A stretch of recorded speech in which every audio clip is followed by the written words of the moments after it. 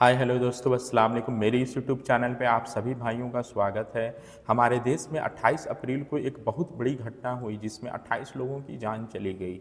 आइए एक रिपोर्ट को देखते हैं। प्रज्ञा मिश्रा जो कि बहुत बड़े पत्रकार हैं, उनके एक एनालिसिस को देखते हैं कि इतने लोगों की जान जाने के बाद भी हमारे देश में हिंदू मुस्लिम ही हो रहा है, क्यों? नमस्कार दोस्तों। उधर पहलगाम में दरिंदे आतंकवादियों ने 28 लोगों की हत्या की और इधर देश में भाजपा हिंदू मुसलमान वाले नफरती पोस्ट करने लगी। जो काम आतंकी आधा अधूरा करके गए थे उसे इस देश का गोदी मीडिया अंजाम तक पहुंचाने लगा। दोस्तों, ये समझने की जरूरत है कि आतंकियों ने धर्म पूछकर मारा ही इसीलिए क्योंकि उनको 28 लोगों की जान ही नहीं लेनी थी, बल्कि 150 करोड़ लोगों के बीच नफरत की खाई भी खोदनी थी। आधा काम पाकिस्तान से आए दरिंदों ने कर दिया और बाकी का आधा काम गोदी मीडिया और भाजपा कर रही है। आप सोचिए, बतौर गोदी मीडिया आतंकी हत्या करते समय कुछ लोगों को कहकर गए कि तुमको नहीं मार रहे हैं, जाकर मोदी को बता देना। इसमें किसका फायदा है? गोदी मीडिया का, आतंकवादियों का या किसी और का? असली खेल ही धर्म देखकर मारा इसे प्रचारित करने में है। अरे गिद्ध भी शरीर को लाश बनने के बाद गोश्त के ऊपर मंडराना शुरू करते हैं, लेकिन भाजपा ने हमला होते ही हिंदू और मुसलमान का एजेंडा सेट करना शुरू कर दिया। अपने मरे हुए पति के बगल में बैठकर विलाप करती पत्नी का कार्टून पोस्टर पर अपनी राजनीति के लिए दरिंदे भी इस्तेमाल नहीं करते। कितनी ही पत्नियों की मांग का सुहाग चला गया, कितने ही बच्चे यतीम हो गए, लेकिन भाजपा को सिर्फ अपना राजनीतिक फायदा दिखाई दे रहा है। जो सवाल पूछने की हिम्मत गोदी मीडिया की नहीं है। आतंकियों के हाथों मारे गए मेरे भाइयों के लिए मैं अमित शाह और मोदी से सवाल करती हूं, आतंकी कश्मीर के भीतर घुसे कैसे? क्या नोटबंदी से आतंकवादियों को कोई फर्क नहीं पड़ा? आतंकियों के पास बंदूकें कहां से आई? जब 370 हटा करके कश्मीर में शांति कायम कर दी गई थी, जब भारत के दूसरे हिस्सों के लोग कश्मीर में जमीनें खरीदने वाले थे, जब मोदी लाख करके टहल रहे थे, जब अमित शाह कश्मीर पर संसद में अपने गाल बजा रहे थे, तो फिर कैसे इतना बड़ा आतंकी हमला हुआ? कैसे हुआ? टीआरएफ के आतंकियों ने हमला करने की जिम्मेदारी ले ली, लेकिन सरकार में वो कौन जिम्मेदार है जो हमला रोकने में नाकाम रहे? 28 भारतीयों की सुरक्षा की जिम्मेदारी किसकी थी? क्या नरेंद्र मोदी इस्तीफा देंगे? क्या गृह मंत्री अमित शाह इस्तीफा देंगे? क्या राजनाथ सिंह इस्तीफा देंगे? कोई शर्म नहीं है इन लोगों में। सब कुर्सी के गुलाम हैं, कुर्सी के लालची हैं।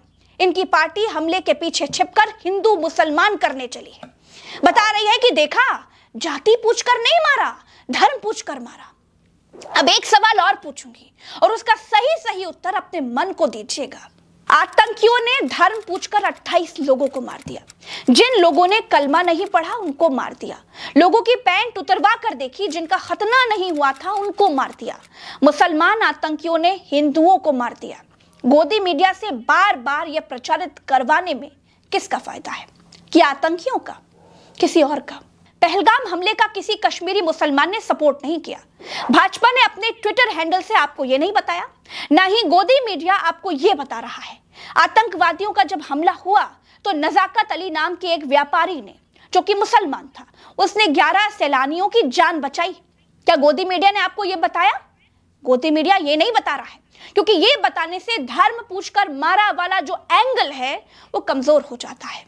हमले के बाद मस्जिद से हो रहे इस ऐलान को सुनिए जरा। ये भी गोदी मीडिया की कुछ सुपारी पत्रकारिता से अलग है। अस्सलाम वालेकुम वरहमतुल्लाहि वबरकातुहू। एक जरूरी ऐलान समाअत फरमाइए। अभी अभी हम सबको एक खबर मौसूल हुई है कि पहलगाम कश्मीर में टूरिस्ट पे दहशतगर्दों ने अटैक किया है, जो कि काबिल मजम्मत है। दुनिया के कोने कोने से कश्मीर में लोग सैर तफरी के लिए तशरीफ लाते हैं और उन पे इस किस्म का प्रहार करना या इस किस्म का अटैक करना बुज़दिलाना है और हम पूरी अवाम बलेसा इसकी मजम्मत करते हैं। हमले के बाद कश्मीर में आम कश्मीरी इस आतंकी हमले की मजम्मत कर रहा है, उसे सुनिए। टूरिस्ट पे अटैक नहीं है, ये पूरी इंसानियत पे अटैक है। आज इंसानियत का कत्ल हुआ है। सही बात है, इंसानियत का कत्ल हुआ है। जम्मू एंड कश्मीर की हम उनसे पुरजोर मजम्मत करते हैं कि उनसे इल्तिजा रिक्वेस्ट करते हैं कि जिसने भी हमला किया है कातिल को जल्द से जल्द पेश किया जाए। जरूर की पुरजोर मजम्मत करते हैं। दोस्तों, पहलगाम में आतंकी हमला करके कहां गायब हो गए? उनको सर्च करके कैसे अभी तक नहीं पकड़ा जा सका? ना पुलवामा के आतंकी मिले, ना ही पहलगाम के आतंकी मिले। भाजपा राज में बड़े से बड़ा आतंकी हमला करके आतंकी कैसे गायब हो जाते हैं? आतंकियों तक हम अब तक क्यों नहीं पहुंच पाए? उन्हें हम अब तक क्यों नहीं मार पाए? ये हमले में बचे हुए लोगों ने आतंकियों के कुछ स्केचेस बनवाए हैं। अगर ये आपको कहीं भी दिखाई देते हैं तो इसकी सूचना तत्काल पुलिस को दीजिए। मैं ये फोटो आपके सामने लेकर के आई हूं। बताया जा रहा है कि यही वो आतंकी हैं जिन्होंने हमले किए थे। चलिए, ये तो वीडियो में अब तक हुई एक बात, लेकिन अब मैं कश्मीरियों से बात करना चाहती हूं। मैं 10-15 दिन कश्मीर में रही हूं, कश्मीर को समझा है। बाईसरन वैली और पहलगाम में भी 3 दिन बिताए हैं।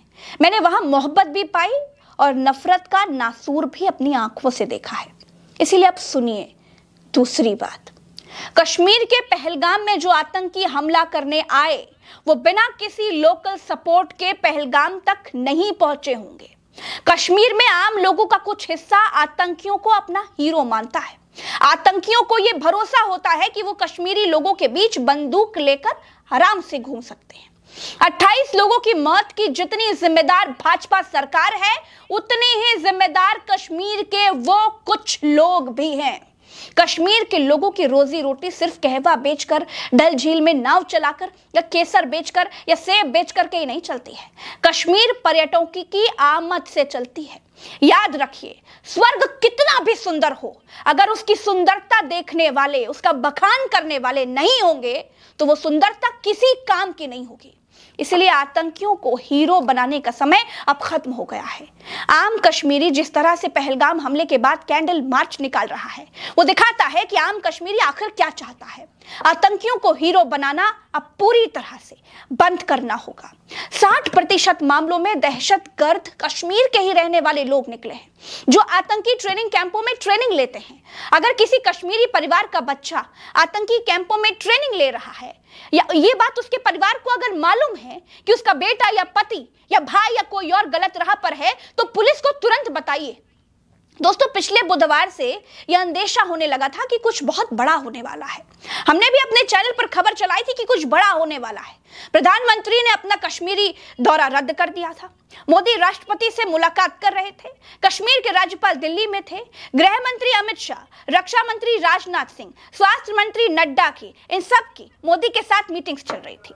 अंदेशा लगाया जा रहा था कि राष्ट्रपति के अधिकारों पर कुछ बहुत बड़ा होने वाला है, लेकिन इस बीच इतनी बड़ी आतंकी वारदात हो जाएगी, ये किसी ने नहीं सोचा था। अब बहुत हो गया। मोदी अगर अब भी लाल आंखें दिखाने में सक्षम हैं, तो इन आतंकी कुत्तों को कुत्तों की मौत मारना चाहिए और भविष्य में कोई आतंकी हमला करने की सोच भी ना सके, इसका पुख्ता इंतजाम करना चाहिए। लेकिन अब तक भाजपा की तरफ से जायजा लेने और पहलगाम हमले के बाद हिंदू मुसलमान करने के अलावा कुछ किया नहीं गया है। 5 तारीख को वक्फ कानून पर सुप्रीम कोर्ट में सुनवाई है। क्या इस हमले में धर्म पूछकर गोली मारने वाली बातों का वक्फ के फैसले पर कोई प्रभाव पड़ेगा? सवाल ये भी है। आज गोदी मीडिया बहुत सारे लोगों से सवाल पूछवा रही है कि हर आतंकी मुसलमान ही क्यों होता है? आतंकवाद का एक ही धर्म होता है। तो मैं इसका जवाब भी देना चाहूंगी। हर आतंकी मुसलमान इसलिए होता है क्योंकि आतंक की खेती करने वाला देश ही मुस्लिम देश है। जिस कश्मीर को पाकिस्तान हमसे अलग करना चाहता है, उस कश्मीर में बहुसंख्यक मुस्लिम हैं। मुस्लिमों के बच्चों को बहकाकर हाथ में हथियार पकड़ाए जाते हैं। पाकिस्तान कायर है, डरपोक है, बुज़दिल है। अगर हिम्मत है कश्मीर को भारत से छीनने की, तो आमने सामने की लड़ाई लड़े, लेकिन वो नपुंसकों की तरह मुस्लिम नौजवानों के पीछे छिपता है। अब एक ही रास्ता है, आतंकियों को चुन चुन कर खत्म किया जाए। पहलगाम के जिस बाईसरन वैली में आतंकियों ने हमला करके 28 लोगों की जान ले ली, उन्हें मौत के घाट उतार दिया, उस वैली में आमतौर पर सेना की तैनाती नहीं रहती है। वैसे तो कश्मीर की सड़कों पर आपको जगह जगह पर सैनिक खड़े दिखाई देंगे, लेकिन पहलगाम की वाइसरन वैली में सैनिक नहीं होते। वाइसरन वैली जाने के लिए पहलगाम से घोड़े करने पड़ते हैं। वाइसरन वैली जाने के लिए कोई सड़क नहीं है। पहलगाम में आरू वैली, बेताब वैली, कई सारी घास और नदियों से भरी हुई खूबसूरत वैलियां हैं। यह आतंकी हमला कश्मीर के टूरिज्म को जड़ से हिला देगा। मैं इस आतंकी हमले में शहीद हुए लोगों के परिवार का दुख नहीं बांट सकती, लेकिन ईश्वर से प्रार्थना करती हूं कि ईश्वर मारे गए लोगों के परिवारों को यह दर्द सहने की शक्ति दे। ये वीडियो आप लोगों को कैसा लगा कमेंट करके ज़रूर बताएं।